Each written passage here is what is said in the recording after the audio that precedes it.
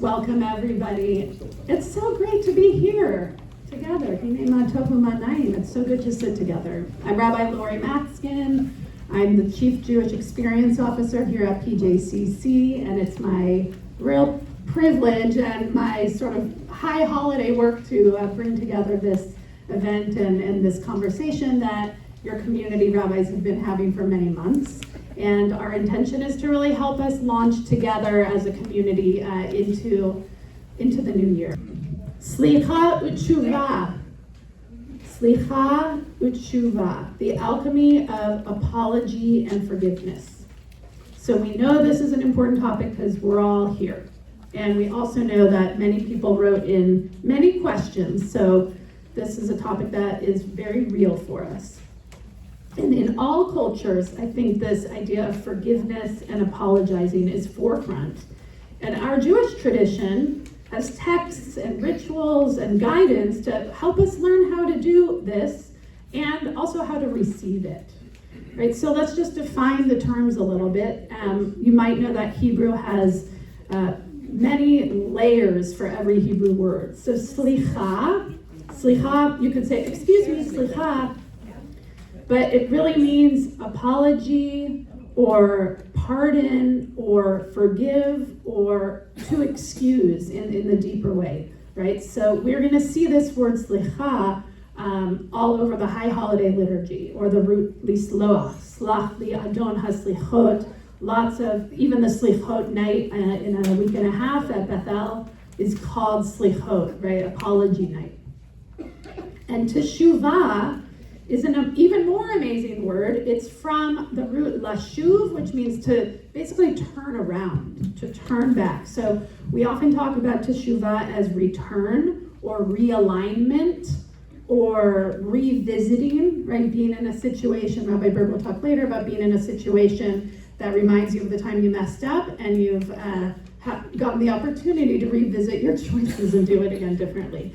And so repentance sort of feels like really a shallow version of what teshuvah is, but it's important to have some English language that helps us go. So again, slichah, apology, pardoning, forgiving, excusing, teshuvah, returning, revisiting, realigning in terms of relationships, and maybe repenting, okay?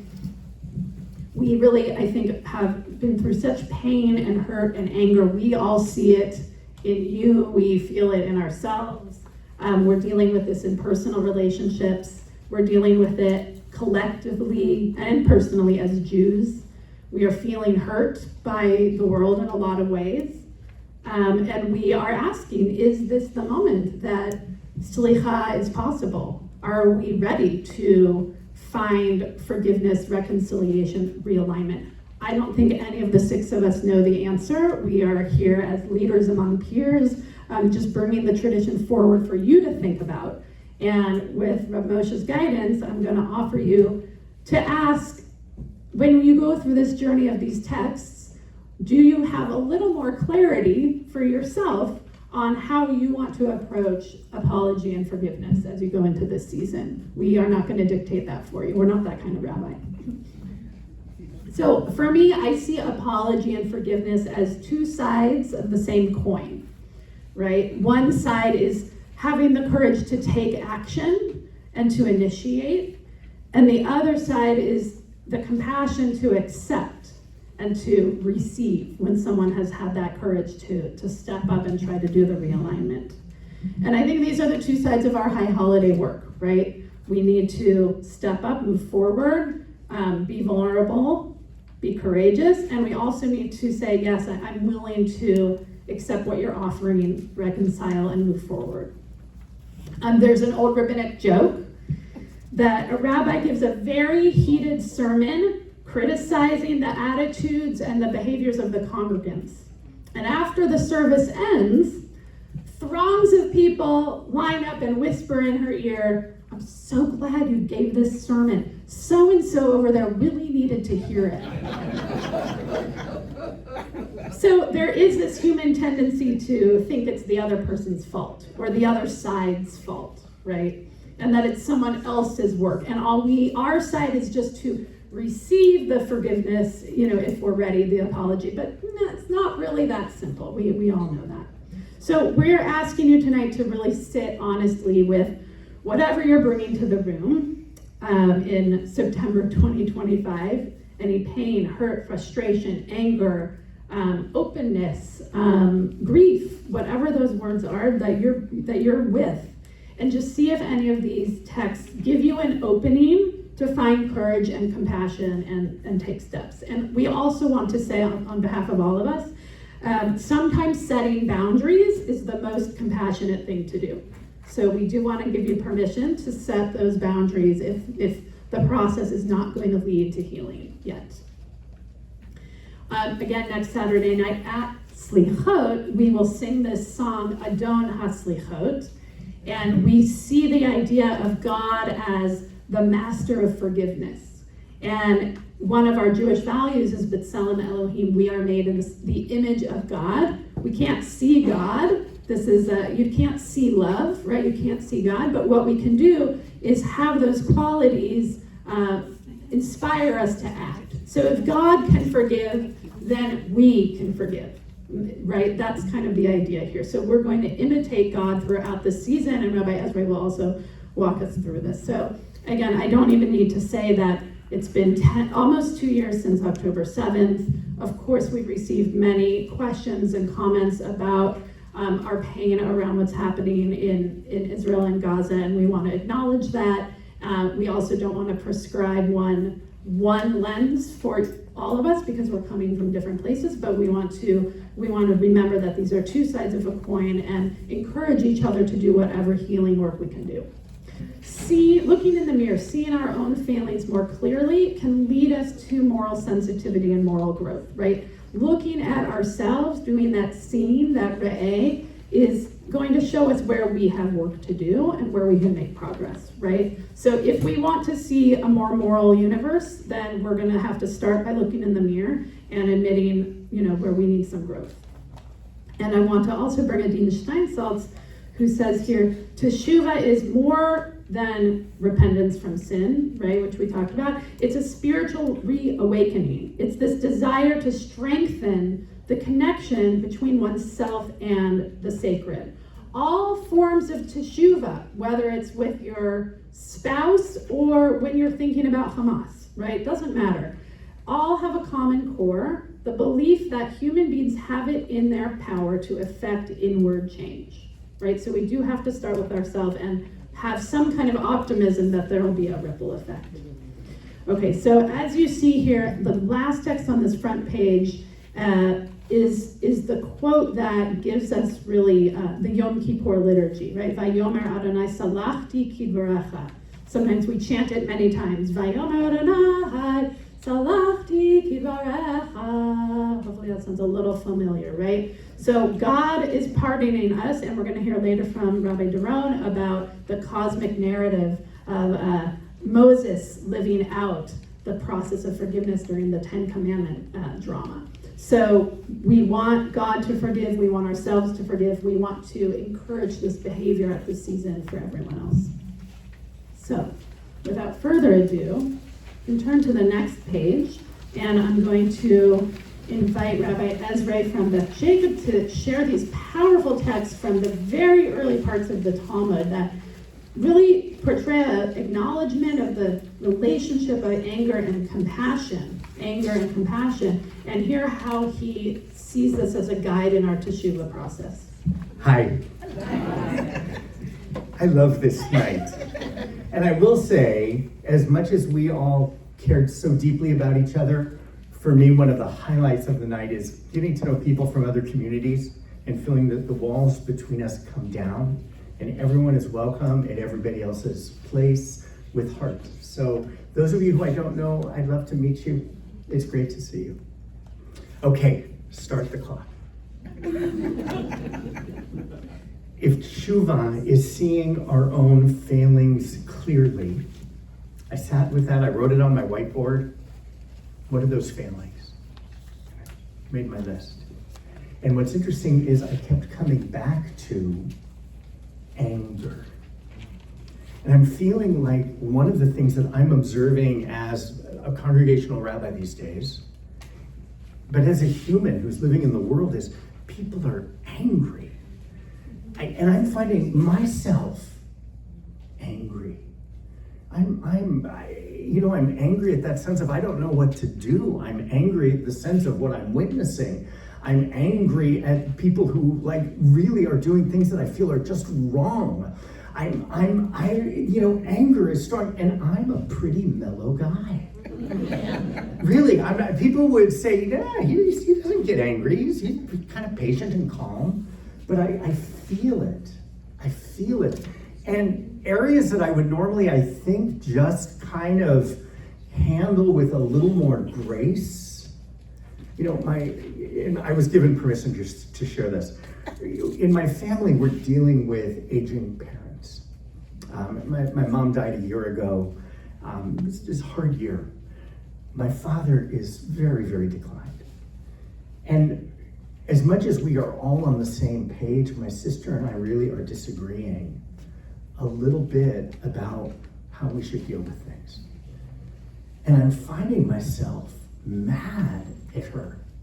And I'm finding myself judgy. And I'm finding that I'm sure she is thinking those exact same things about me.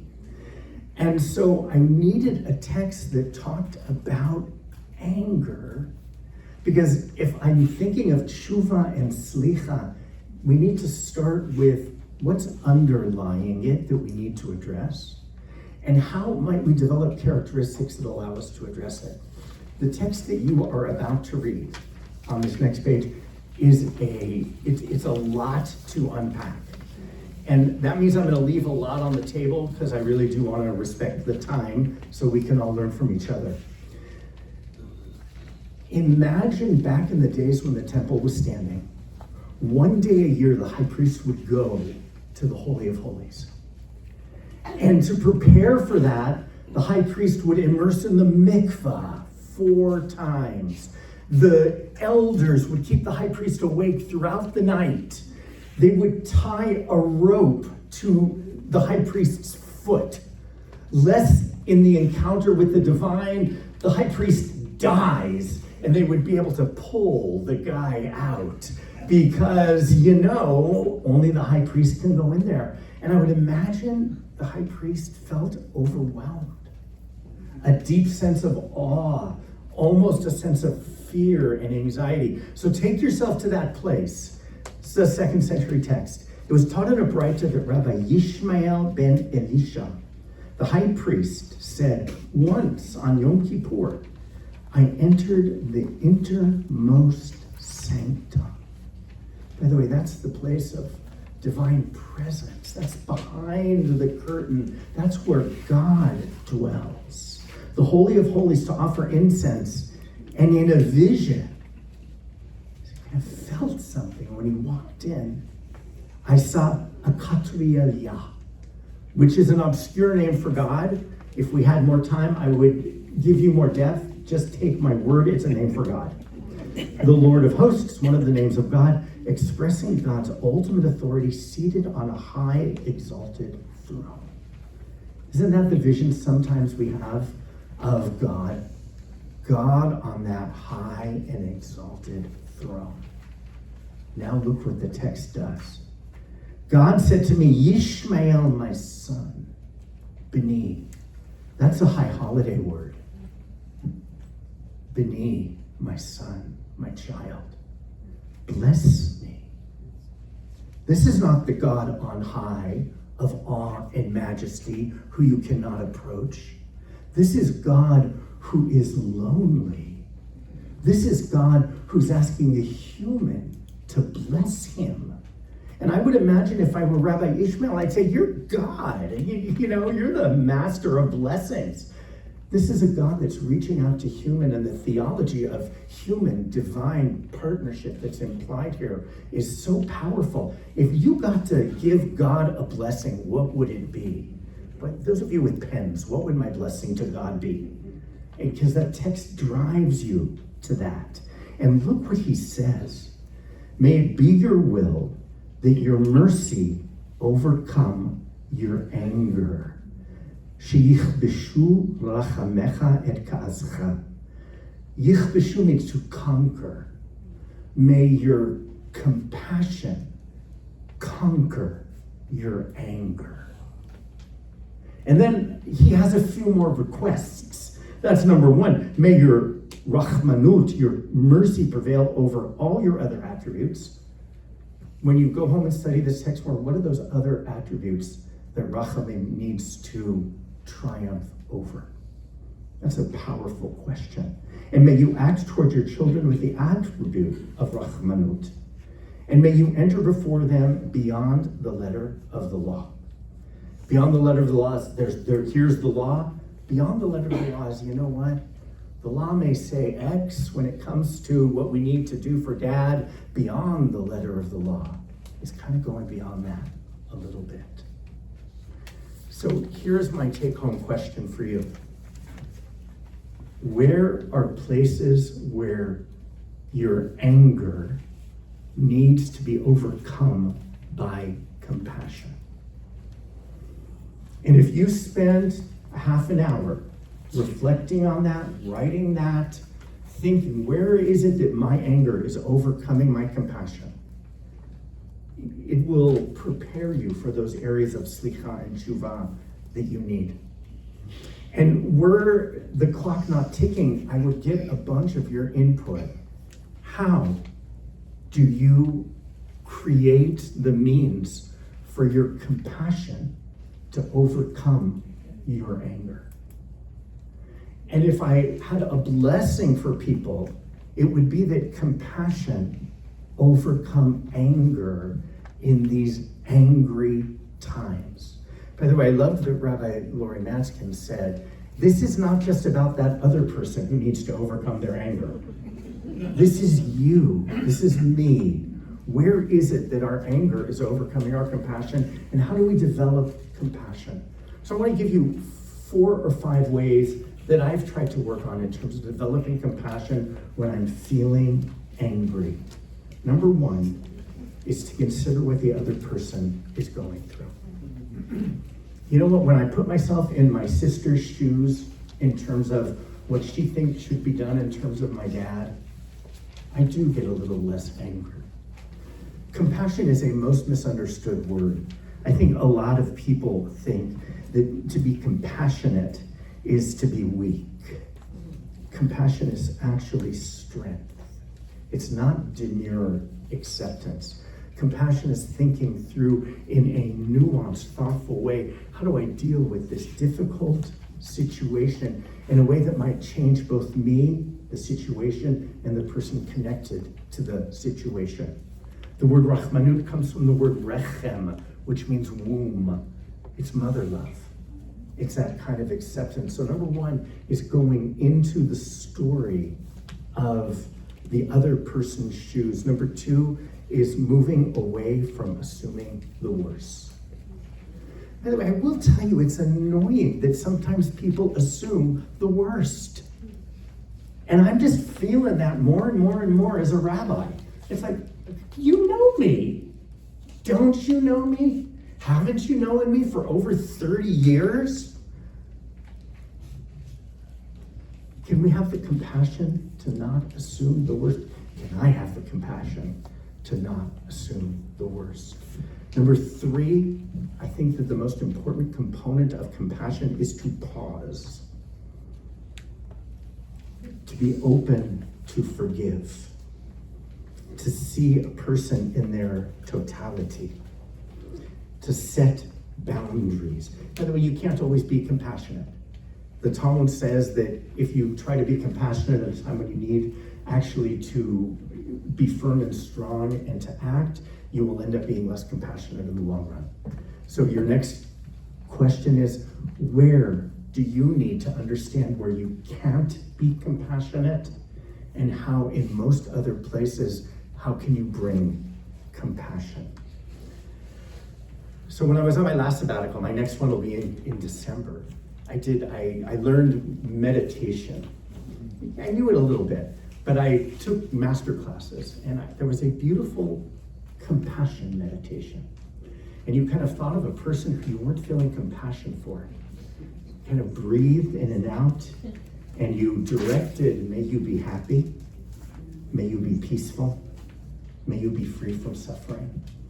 So I'll just conclude by saying compassion ripples. May we find compassion this year. And the next text is know that that's God's prayer, that his compassion overcomes God's anger. Thank you. Beautiful. Thank you for starting us with that honesty. One of the amazing qualities of this season that I wish people knew more is how in Elul and Tishrei, these months, we are like recreating or spiritually reliving this journey of Moses from anger to compassion.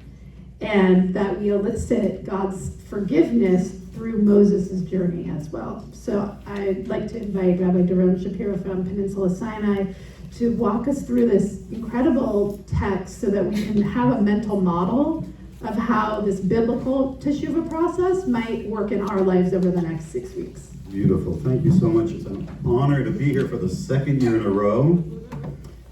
I too am starting the clock. Rabbi Ezray and I were discussing how hard this is to keep to the time. There's so much there, but that's probably what makes it best. And it's also dawning on me, wow, having just heard a little bit of Rabbi Matzkin and a little more of Rabbi Ezray, how common themes are going to come up throughout this. But that's probably the beauty of this.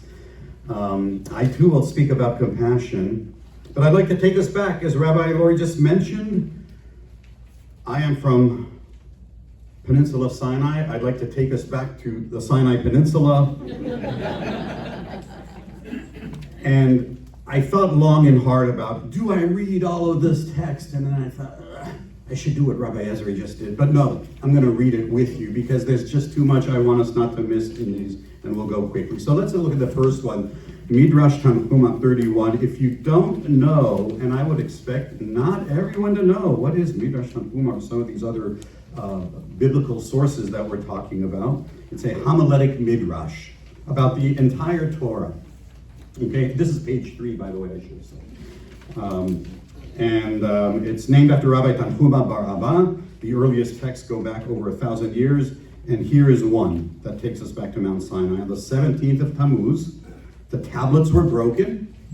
17th of Tammuz, many of us know, is a fast day, yes. Not known primarily for this, but the rabbis have always had that in there. It all started with the breaking of the tablets. What does that teach us? And on the 18th day, the very next day, Moses burned the golden calf and judged the sinners. He judged them. And on the very next day after that, the 19th, he went back up to Mount Sinai. Rosh Chodesh Elul, it was said to him, and in the morning you shall ascend Mount Sinai to receive the second tablets. Moses spent 40 days up there, as it is said in Deuteronomy 10:10. I'm willing to bet most of us with Sunday school or other Jewish education don't know Deuteronomy 10:10, because it says, I, Moses, remained upon the mountain just as the first set of days. So it's not 40 days we're talking about, it's 80 days.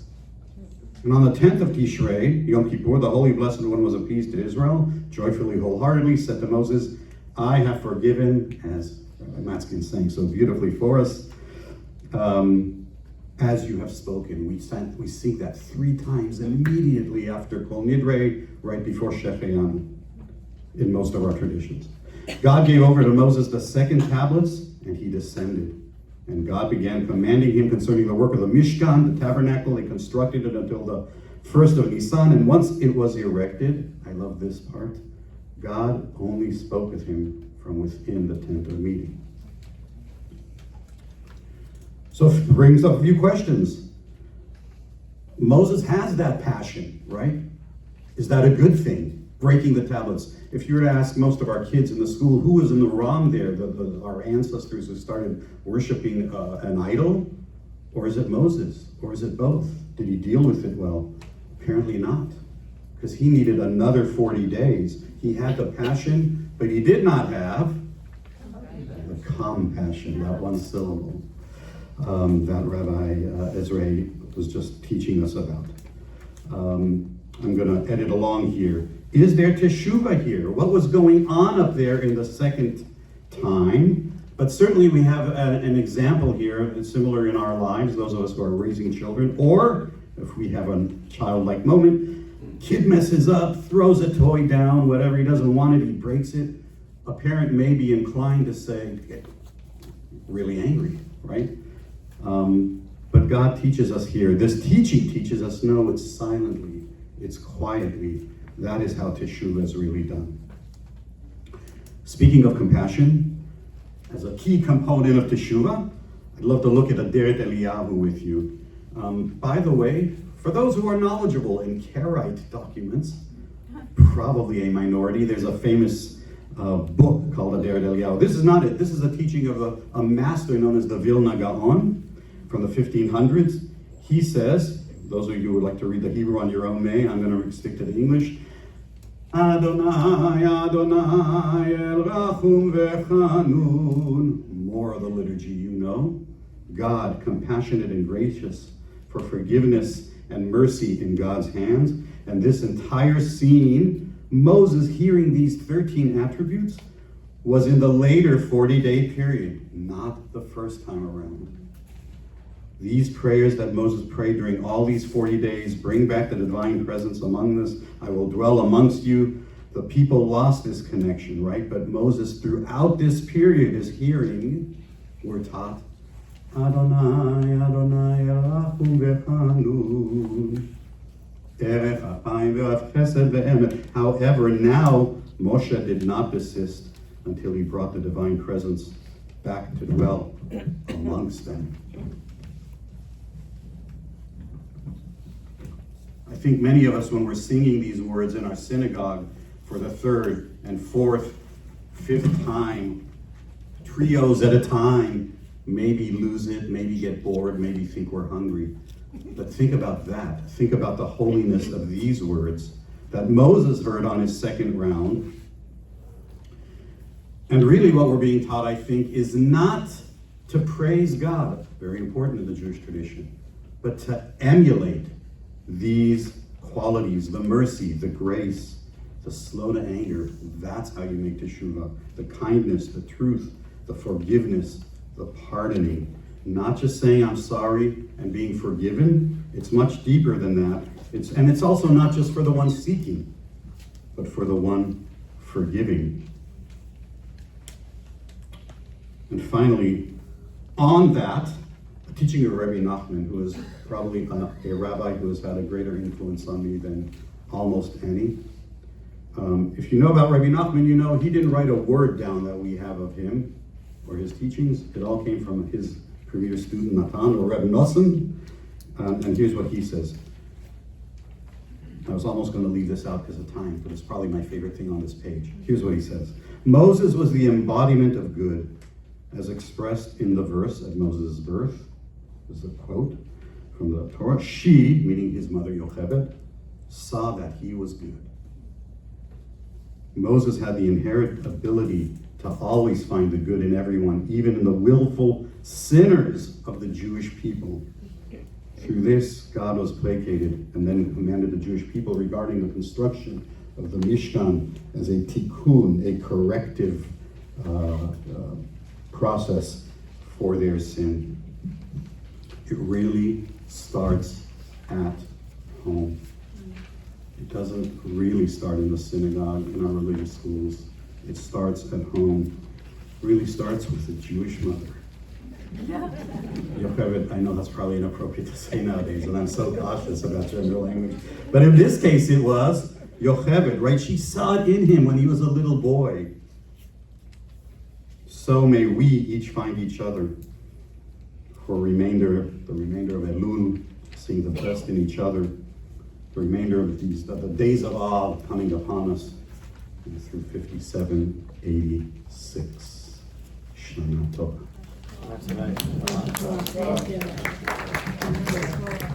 So I hope you're seeing that the reason these things are hard is echoed in the fact that there's texts that are obsessed with them.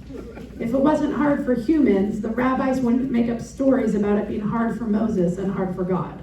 Does that make sense? So it's supposed to be hard, and yet we have role models, both God and Moses in these narratives. The other thing I want to just thread the needle on here is that we are not being presented with a God that doesn't change. We are presented with a cosmic fluctuation that, just like us, is in response to the energies of the other, the frustrations of the other, the slow tempo, if we can, of anger of the other. And so sometimes we're in that God role and sometimes we're in that Moses role, right? So there's a piece of that too. Are you going to be the one to emulate, like you said, Doron, with our little ones at home or our siblings across the state? Or are you going to be the one who goes back up on the mountain again and gets back up on the horse and said, I wasn't patient today, but I will try again tomorrow, right? There's another set of 40 days. So I love these role models that we have here. And again, this is sort of not a God on high that's disconnected. This is a literary, active, mystical role model, really, archetype almost for us. So we're moving into some tachlis. Tachlis means let's get down to business and how do we do it practically. And I'm grateful that Rabbi Berg offered to lead us through the Rambam, who has the most famous steps of Teshuvah. He likes to do rungs of the tzedakah ladder and steps of Teshuvah and really make things methodical for us. He was a doctor. We're very practical. So we're very practical. He's a doctor. So that's going to help. But don't forget everything you just heard. Just translate it into these steps. So please, Rabbi Berg from PTS. Hi everyone, it's really good to be with you all. This is my first Rabbi's Roundtable. It's very exciting to be here. And what's even more exciting also is that these words, we're on page 4 now with the steps from Rambam. What's even more exciting for me is that this is said in the words of Rabbi Kelly Whitehead, who's a classmate of mine. And so it's a special thing to get to see Kelly's, Rabbi Whitehead's name, sharing these words that are so important. I think we really need to think about it. It's so important for us to think about the compassion and the seeing the goodness in others, and it can't just stop there. We also have to know what to do when we've realized that we've been a person who has wronged someone else, because it's this very nebulous thing. And so one of the things that we can appreciate about what Rambam did for us in medieval times and what Rabbi Kelly Whitehead is doing for us now, and retranslating those steps, is giving us tactical ways to get to Teshuvah. Because in so many ways it is this nebulous thing, but it also can be a very practical thing, it can be a very healing thing.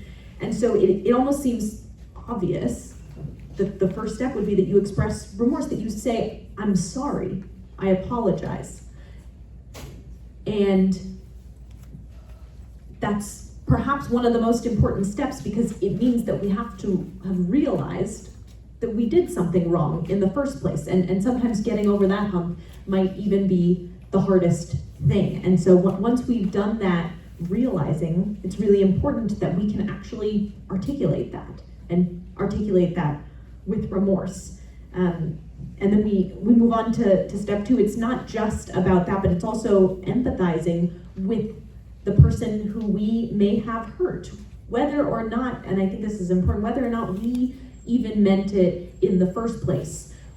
Sometimes we talk about intent versus impact. Sure, I didn't mean to hurt you with the thing that I said, but guess what? I did. And that's actually the thing that matters. Sure, it is not insignificant that you didn't mean it, but the fact that it did cause that harm also is something that needs to be acknowledged, because otherwise it takes the other person's experience, the person whose feelings were hurt, who experienced the damage, as it were, as our tradition often refers to it, thinking about the ways that we can repair damages, whether that's in relationships, in items that have been broken, whatever that may be. And so Rabbi Whitehead gives us really wonderful examples of things that we can truly say, thinking of things like, this was thoughtless of me, or I'm sorry that I caused you to feel disrespected. Because it might not be that we intended to disrespect someone, but ultimately perhaps that is what happened, because sometimes that's what we do, because we're human.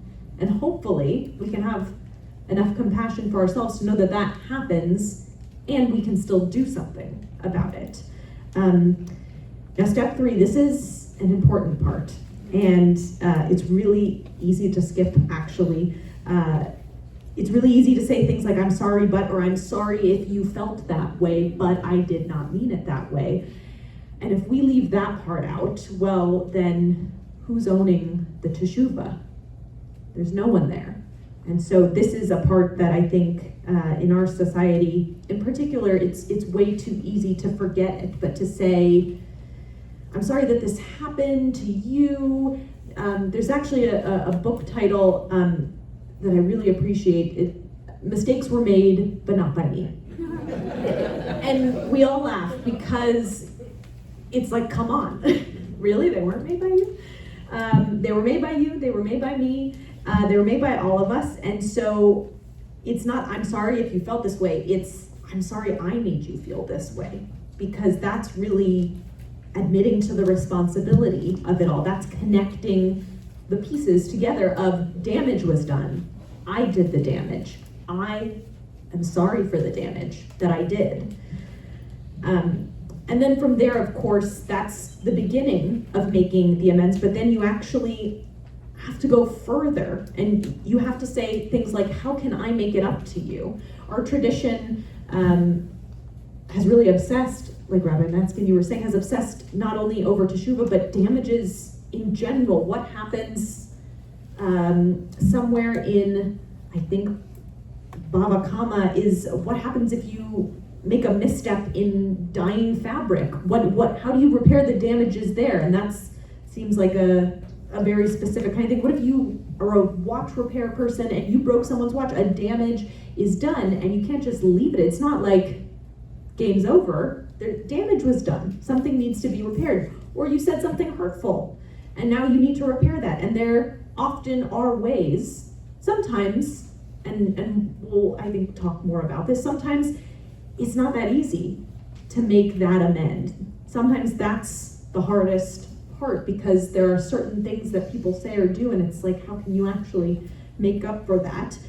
But that offer also has to be there because there has to be that sense of this relationship can be repaired if we make steps towards it. If moving forward, there is a chance at a version of this relationship where things are better, where things get better. And one of the last really important steps is, and I say one of the last, is the promise to change. You need to say how it's going to be different moving forward because when Teshuvah is being done, it likely means there's been a breach of trust. And so there has to be a way to repair that trust. That's why when we talk about Teshuvah, it's really about repair, return to relationships. Now, one other thing that isn't directly on the sheet, but what Rambam also says is that to achieve Teshuvah Gemura, complete Teshuvah, you must come to what he says, the exact same situation that you initially had. And now that's sometimes a little bit hard for it to be all the exact same conditions, but you have to come back to the same situation and you need to do it differently. You need to show that you have the capacity to change, that promise that you made here in step 5 is something that you can actually follow through on.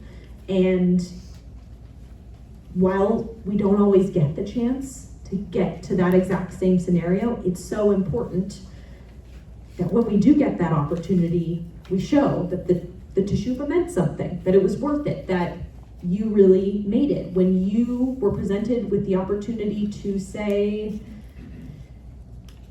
defend someone who had an unpopular opinion or who was being bullied by someone else or whatever it may be, someone, a friend who needs you, and maybe the first time around you didn't step up. If that happens again, this time you're really stepping up and showing those weren't just empty words.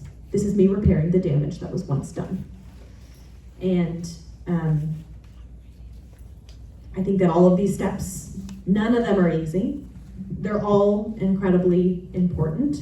And they all have to be part of this complicated formula that makes up Teshuvah. And in doing that, we can really, I think, find ways to move forward in our relationships and make this world a more compassionate world, as we've been talking about, because without the practical steps to move forward, there's just a lot of hurt.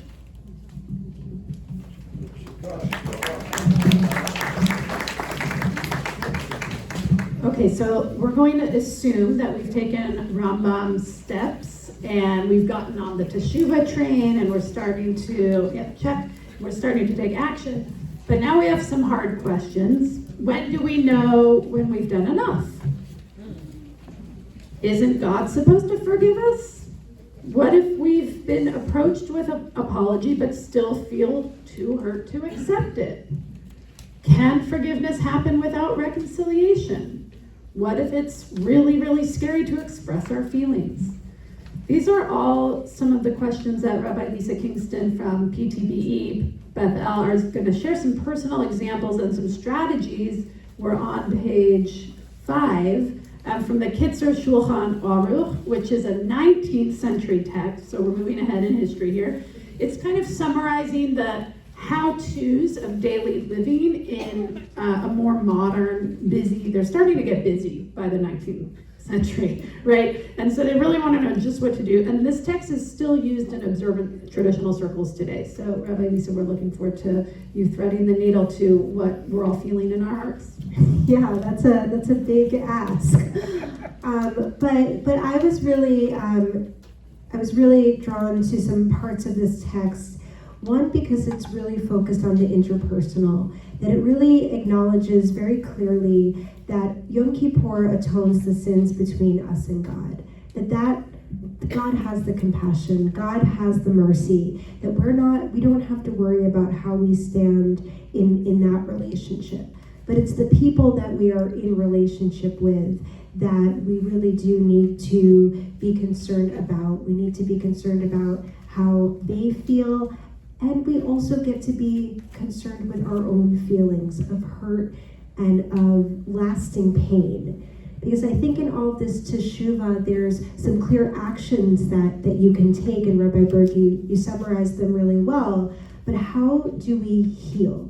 How do we stop holding the hurt and the anger and the suffering that lasts even after an encounter of apology and forgiveness, even with that formula?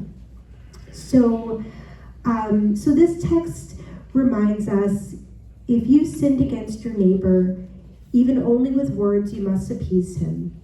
It is your duty to go personally to appease him.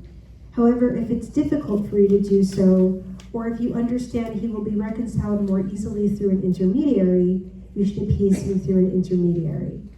So already there's hints acknowledging that this interaction is hard, and that person that you're summoning up the courage to go and approach might not receive you.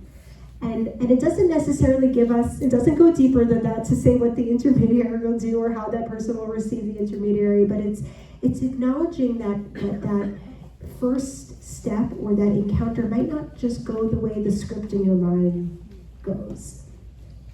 And then it says the person whose forgiveness is asked should forgive wholeheartedly and should not be ruthless, for this is not a Jewish characteristic, but a trait of Esau, of whom it is said, and he kept his anger forever. And well, I think that this is not what we are feeling of. What does it mean to be overly ruthless? What does it mean to hold on to anger eternally, to not be able to let go, to not be able to forgive of the harm we've received, whether it's personally or as a community or as a country? I think that we're really thinking of that question, and that question is the one that was asked over and over again in the questions that you submitted. It is also said of the Gibeonites, because they did not forgive and would not be appeased. The Gibeonites were not the children of Israel. The characteristic of the children of Israel is to be slow to anger and easy to be appeased. So we're the ones saying we can't control how other people feel, but we know to ourselves that it is better to easily forgive than to hold on to that anger. And when the sinner asks for forgiveness, you should grant forgiveness wholeheartedly and willingly. Even if he tormented you a great deal, you should not take revenge nor bear a grudge. On the contrary, if the offender does not take the initiative to come to you asking for forgiveness, you should present yourself to the offender in that order, so the offender should ask for your forgiveness.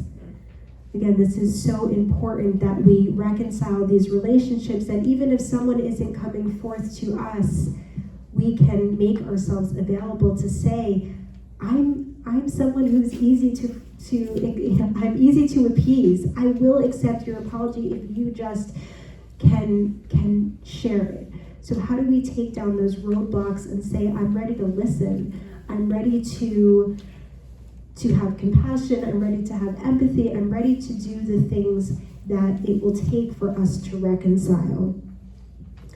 And then we are given this final kind of reminder. If a person does not banish hatred from his heart on Yom Kippur, her prayers will not be heard, God forbid. But if you are tolerant and forgiving, all your sins will be forgiven. So we are, again, asked to do some really superhuman work of forgiveness, of letting go of our grudges, of letting go of anger. That again, not necessarily a how-to, but just a value. Teaching us, we know we can't hold it inside, because if we keep it in, it's not healthy. And it'll appear in other ways in our life, it will appear in other relationships, and it might even appear in our relationship between ourselves and God. So I found this short story, and I don't know the source, but it came to me from the California Board of Rabbis just this morning. And I thought it really was a great little anecdote to kind of demonstrate what does it mean to hold hatred in your heart, and how do we try to let go of it. So it's a story about a woman who was walking down the street carrying a cup of coffee, when all of a sudden another person in a great hurry bumped into her, spilling her coffee. So the rabbi asked his students why the woman spilled her coffee. And the students were very obviously giving the answer, saying, well, someone bumped into her, someone pushed her, someone spilled over her coffee, and it spilled all over her, and that person was careless, and that person shouldn't have been in a hurry. And the rabbi said, no, that's not the reason. And the students were, this seems so obvious. We saw it with our own eyes, the coffee spilling and the person jostling her. And the rabbi said, she only spilled her coffee because that was what she was carrying in her cup. And if she had been carrying tea, she would have spilled tea. And if she was carrying water, she would have spilled water. Because it wasn't the person that jostled her, but the world will inevitably shake us up and push us over and make us upset and harm us. But it's whatever we carry inside that will come spilling out. So if we are the ones that are holding anger and frustration and bitterness, that is what is going to come out of us. And that is what is going to come out of us in all of our interactions, whether they're just bumping into someone in the street or whether they are true, genuine efforts to make amends and reconcile relationships. But if we are able to fill our cups with love and compassion and patience, then that is what we will flow out into the world. And in our situations where people come to us to forgive, we can offer that compassion and that love and forgiveness, because it's too heavy to carry with us. So that is the biggest how do we turn this back onto ourselves and say it's not that mistakes were made, right? It's not that someone hurt us, but it's us that has to decide, do we want to be the ones carrying anger and pain and hatred, or do we want to be the ones that can flow through the world with a sense of light and love and compassion?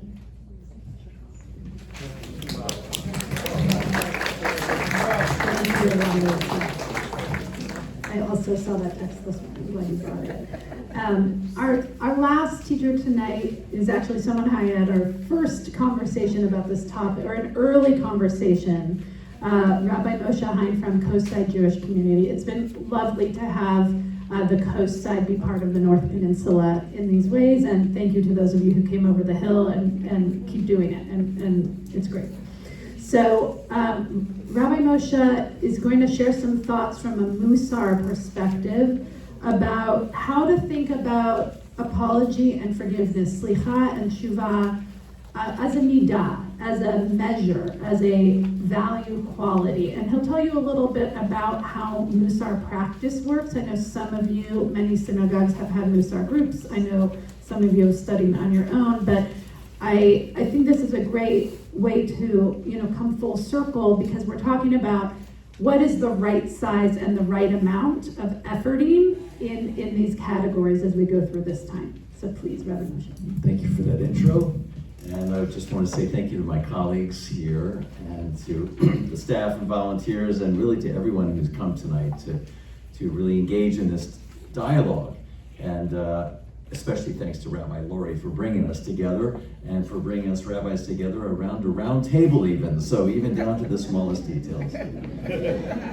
She recommended in the, I saw on the website at least, in the registration form, that she recommends the book by San Francisco rabbi of blessed memory, This is Real and You Are Completely Unprepared. It's a great title and a great book.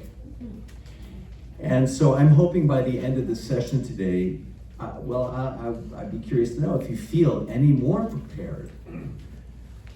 These are really difficult questions, some that have been sent in. And so my prayer is that you'll come away from this session tonight with some insights and some answers to questions like, how do we forgive someone who cannot forgive us? How do you forgive Hamas? How do you forgive anti-Semites? How do you forgive and keep safe boundaries? And how do you forgive the killing of innocent children? These are really difficult questions. And I don't think we can really answer these questions for you, but we'll provide some ideas to reflect on. And so the question I've been asked, first of all, I think the question I want to ask everyone is, can apology and forgiveness bring peace and healing in our world, in our country, in Israel and Gaza, in our own lives? These are big questions. And the question I've been asked is, how does one see Slichah and Teshuvah through a Musar lens? So hopefully you know something about Musar, or if not, you'll look it up. And I'll give you three really basic principles of Musar. And so, first of all, I would describe Musar as a form of, it's like Zen Judaism. It strips away a lot of the accoutrements, a lot of the baggage to get down to really the core teachings. And if it's like Zen Judaism, you'll notice that my text is on page 6.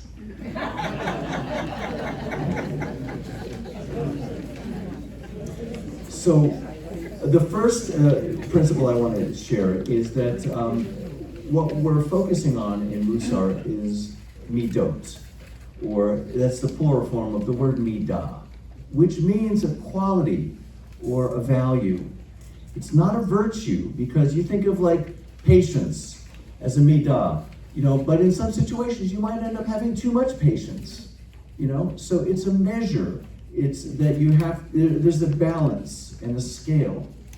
And so I want to say that there's a social scientist named Sholom Schwartz. That should be an easy name to remember. Sholom Schwartz. But he created a map of values. And if you look up on the internet, do a search for the theory of basic human values, he's the one who comes up, the first name that comes up. And he created a couple of maps. One is like a circle with like 10 different values in it that is really interesting and relevant. Another map that he expanded was a little bit like this backdrop here, with about close to 60 different values that are listed. And that there's a general polarity between the values up here and the values down there. This is like self-transcendence up here, and this is self-enrichment down here. And Musar is kind of like a scale, and you can either be too much on one side or too much on the other. It's a good thing to seek a balance somewhere in the middle, and maybe somewhere a little bit to the right or to the left, depending on your perspective. A little bit to the left towards self-transcendence. So that's the first principle, is that every midah, every quality, every value is on a scale, and you can't say anything absolute about it. It depends on the situation. How much is too much or how much is too little? Okay, the second principle. Every action or every word is preceded by a choice. When it comes to forgiveness, you have that choice. It's really up to you. Every word and every deed is preceded by a choice. And the third principle is every action and every word has consequences.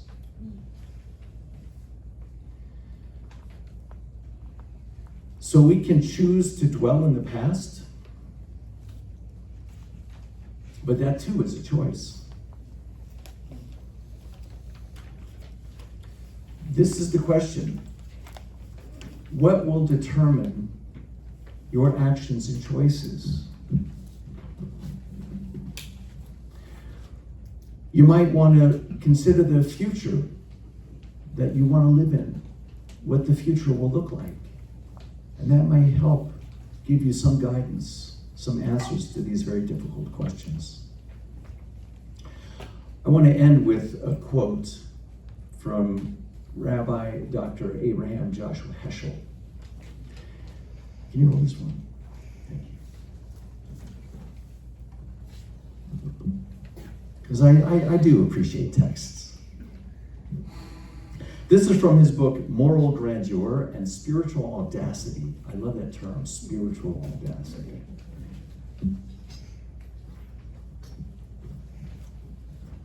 This is, and from a section that's called, let's see, where's the section here? Toward a Just Society. He was a civil rights hero. He really was. And this is from an essay, The Meaning of This War. He's referring here to World War II. And he quotes here, he says, all may be guided by the words of the Baal Shem Tov. If a man has beheld evil, and excuse the masculine pronoun here, but if a man has beheld evil, he may know that it was shown to him in order that he learn his own guilt and repent. For what is shown to him is also within him. Those are some wise words. And so he concludes this essay by saying this. And when he talks about, fulfilling God's will, when he uses theistic language, he's talking about self-transcendence at this end of the scale. There is a divine dream which the prophets and rabbis have cherished and which fills our prayers and permeates the acts of Jewish piety. It is the dream of a world rid of evil by the efforts of man, by his will to serve what goes beyond his own interests. God is waiting for us to redeem the world. We should not spend our life hunting for trivial satisfactions while God is waiting constantly and keenly for our effort and devotion. The Almighty has not created the universe that we may have opportunities to satisfy our greed, envy, and ambition. Israel has not survived that we may waste our years in vulgar vanities. The martyrdom of millions in this very hour demands that we consecrate ourselves to the fulfillment of God's dream of salvation. Israel did not accept the Torah of their own free will. When Israel approached Sinai, God lifted up the mountain and held it over our heads, saying, either you accept the Torah or be crushed beneath the mountain. I conclude by saying, the mountain of history is over our heads again. Shall we renew the covenant with God? Thank you for bringing Heschel to us. Well, we need to say Shehecheyanu, the prayer for milestones, because this is the most on-time round table I've ever seen. So, great job, everybody. Which means, it's like unbelievable, amazing. I think it's the room. This is actually a great room to be in. Don't you feel hidden here? So we do have some time for questions. I'm gonna ask us to take 15 seconds quietly to just assimilate, look back into our packets, and try to keep your question to like 20 words, right? Not a paragraph of comment followed by a question, because the more voices we can hear, the more we can reflect a little bit. And we'll have this segment, and then we'll move into a closing with shofar. Okay, so you can look back through, you can gaze at us and remember what we shared, and we'll have time for maybe 4 or 5 questions.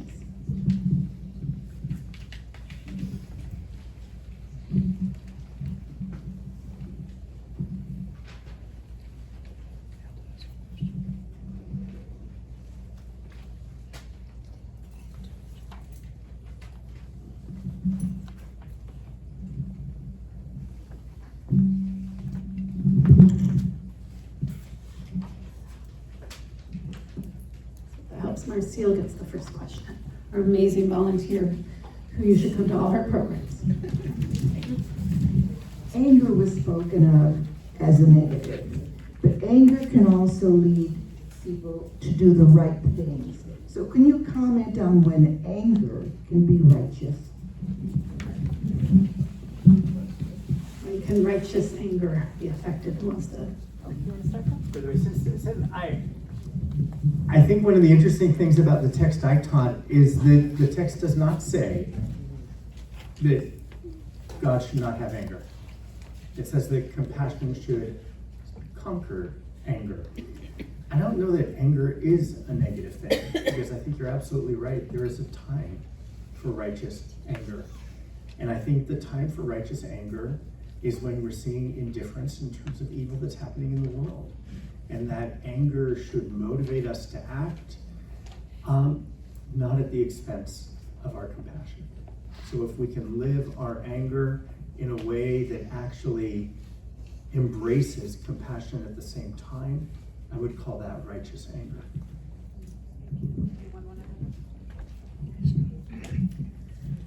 Another thing that I'm thinking about with anger, which I also think can be a very good thing, is that it is often something on top of another emotion.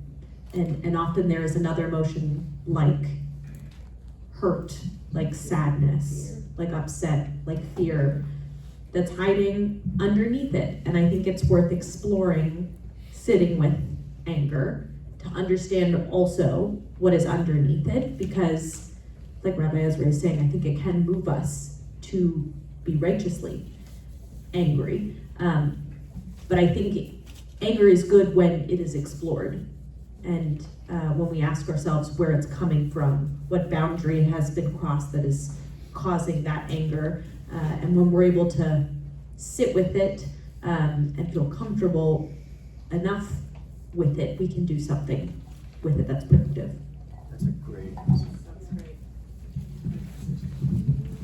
I just want to say, in Musar, there's a lot of discussion about anger, and it's like any midah. You know, there's a place for every value, every emotion. It's somewhere on the map here, and it requires a sense of balance, and it's completely situational.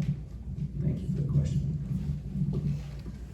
My question is, the response often to "I'm sorry" is "It's okay." And so my question is, what if it's not okay? Can you still forgive?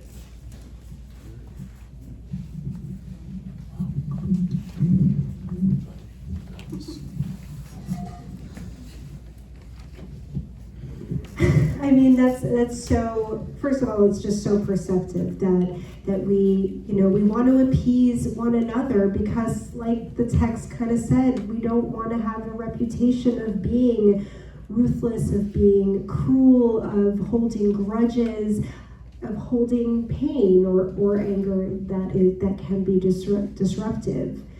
But are there boundaries to having to forgive is really the question you're asking. Are there times where you don't have to immediately say, it's okay, we're all good. This isn't, right, we're not trying to create this, or the rabbis or sages or tradition are not trying to create this sort of happy-go-lucky forgiveness. Let's all just, say I'm sorry and we'll get on with the new year. But really asking us, how can we find the strength to forgive? So if someone that approaches you that really crossed that boundary, there are boundaries like abuse, there are boundaries like real hurt, violence, things that are not okay and that we don't have to stand for in our life. I think we take a moment, right? We take that pause that Rabbi Ezray, you kind of were encouraging us to do, and think and feel and process, and then decide. But instead of just having to say this is okay or this is not okay, maybe there's room in between to have some sort of reconciliation that doesn't end in, a hug and we're friends again, but we've addressed each other, we've shared what we each need to say, and now we can have peace. And maybe it's more complicated than just I'll apologize and I'll forgive. And we've got work to do.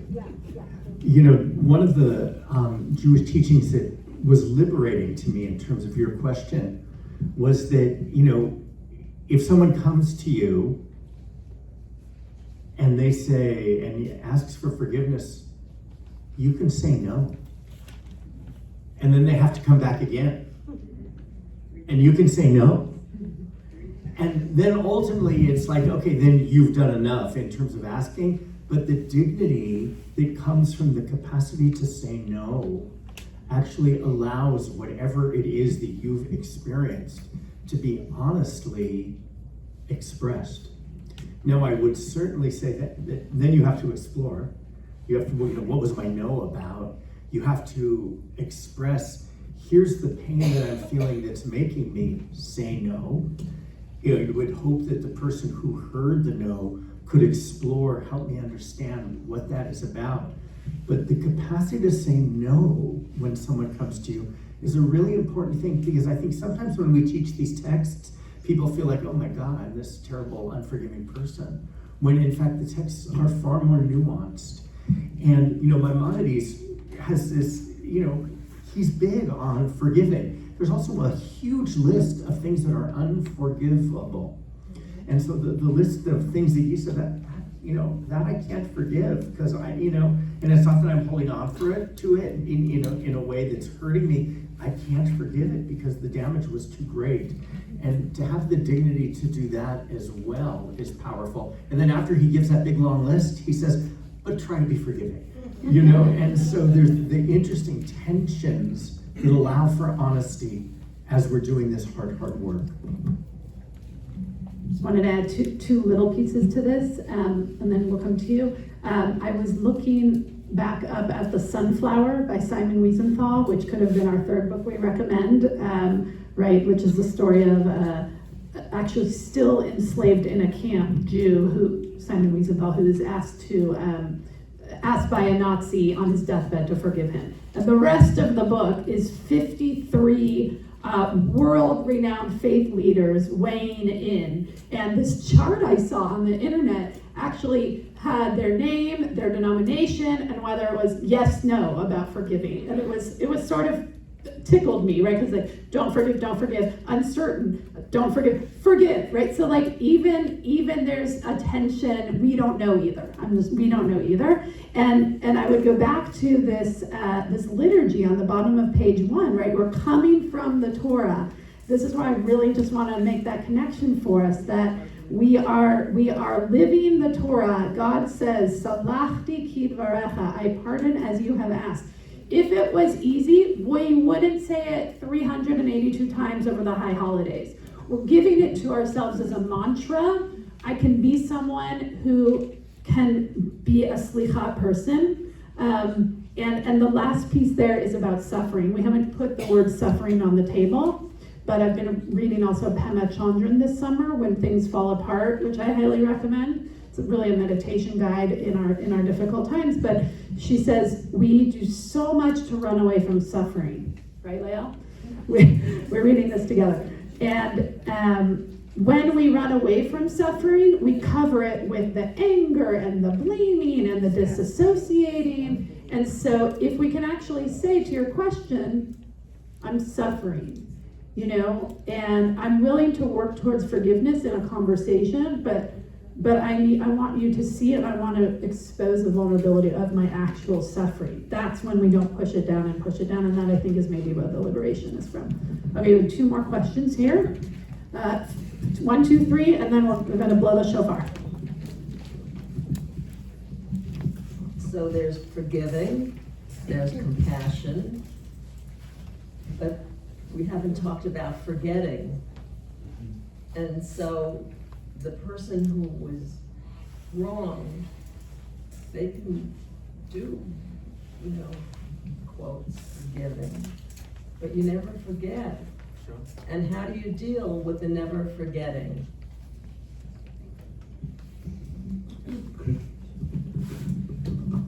I just want to kind of tie together that and the 2 questions together a little bit. This morning at our 7:30 minyan, we've taken the tradition over bagels of doing a little bit of Torah study as well. This man up front here sets up our room every day beautifully, and I thank him for it publicly, Mr. Matzkin. But I remembered, it brought to mind David Ben-Gurion's quote. Doesn't matter so much what we were talking about, but he said, "Forgive, but never forget." And I think he was referring more to the Nazi era, but and connected to that, I think we come from a tradition where forgiveness and agreement can be totally separate. So I think that's an excellent question, and there's nothing wrong with saying, no, I disagree, I still am hurt, and this is wrong, I don't see it your way, and I still forget. I have some friends and probably relatives that I love, but I wouldn't have a great connection with if I didn't take that approach. And I think we come from a tradition that allows it. In fact, Chevruta as a whole, I mean, we wouldn't, you don't have to get to a truth. It's okay to disagree. And I remember last year talking a little bit about my kids, but it always seems to come back to that, it's a mantra of mine. It's okay, you don't have to agree when they're going at it. And so just a few thoughts that came to mind when you said that. So it's important not to forget.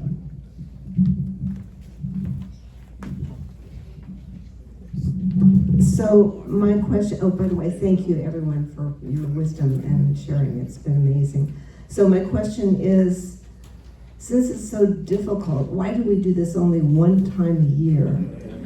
And I come from a family and friends, many of whom carry grudges and don't know how to forgive. I think my question really is, how can we make this ongoing? And there's more stories I can share, but I won't.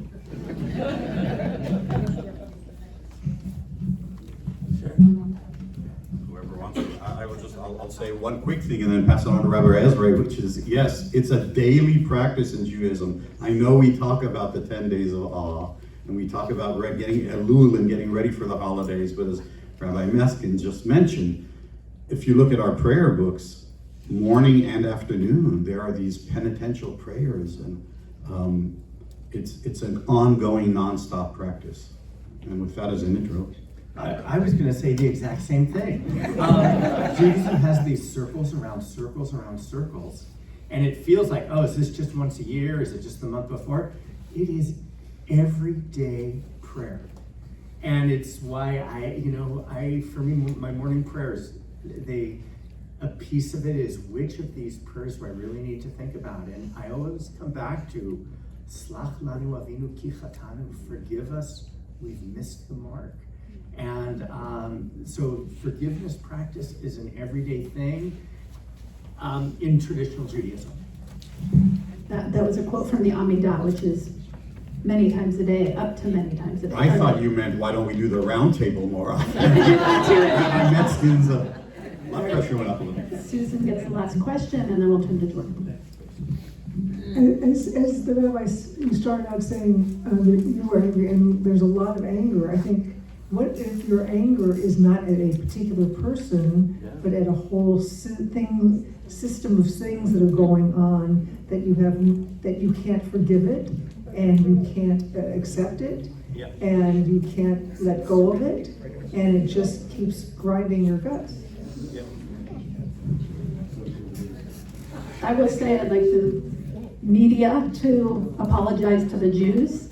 That's where I am with that. And part of the boundary I put up is over the summer, I stopped listening obsessively to all my Israel podcasts, and I started listening to Amy Poehler and Seth Meyers and some like mom podcasts and perimenopause stuff and all this stuff. It was like, yes, there's other things. And so that was like my fighting back against the media, was like, I'm done with you. But only for a few months, and then now I felt like I needed to engage with the wave. I mean, I was speaking with someone today who felt like she has to read every article on every subject that might touch the Jews, because what if someone says something that she needs to combat? And so we sometimes have this feeling of wanting to fill up with the arsenal, right, the facts, so that we're ready for it. But I said this is not good for our nervous system, actually. Right, so this is how I'm wrestling with your question. Yes. Anyone else want to take this one? Well, I think that's a great answer, that we can protect ourselves. I think also this is another transition back to the righteous anger, that sometimes that anger in a small dose or in a dedicated outlet serves us. And then going back to what Rabbi Berg said, and also like why are we so angry? Is what is under it? Is it fear, and is it hurt, and is it pain?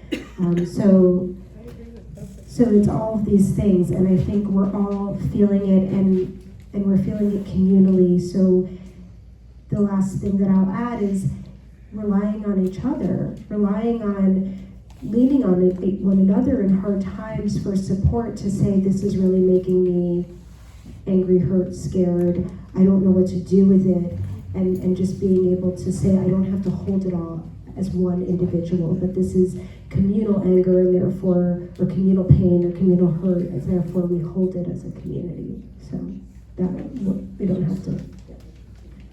I'm going to invite Jordan Schenker, our CEO, to give us a final reflection on what he's heard tonight, and thank you for being in the community, and then Erez will close us up.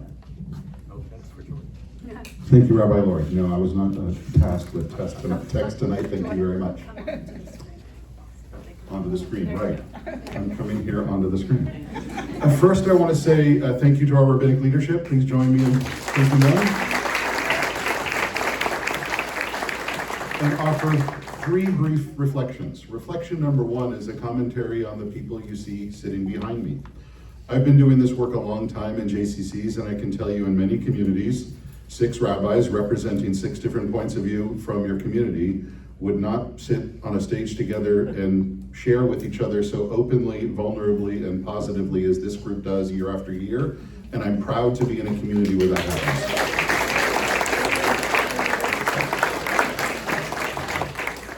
Observation 2 is the interesting juxtaposition we heard so many times this evening that I would encourage us all to continue to wrestle with internally and with our networks, and that is that you can hold 2 opposing ideas in your head at the same time. You don't have to agree with them. This can be a struggle in your own head, in your own household, in your family, with people you come in contact with. And it's okay for us to say, I can forgive myself for not having the ability to have space to hold both of those things, but it's something we can encourage ourselves to continue to do. Observation 3, I don't know if you noticed the quote that's around the room this evening in this space. This is a preschool room. On the wall where it says, Talmidei Chachamim Marbim Shalom Bolam, which is translated behind me. Students increase peace in the world.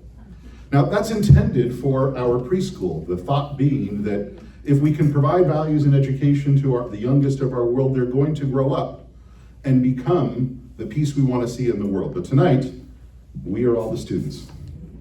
Each of us are the student this evening who have learned from our scholars on this stage the opportunity we all carry with us when we leave this room to be the peace in the world we want to see, for ourselves, for those we love, for those we come in contact with. I encourage you to be the peace you can see in the world and continue to be in space with each other and with us throughout the course of the year, and I wish you a happy holiday season. And before we ask the shofar blower to come forward, I'm going to remind you to complete the evaluations that are either on your chair or in the back of the room and deposit them with Rebecca before you leave. Erez, I think that means you. You mean Thank you. We're gonna stand up. Erez is going to grace us with the most amazing Elul sounds. And I'm going to invite you to take all of the words and bring them into your heart through this sound.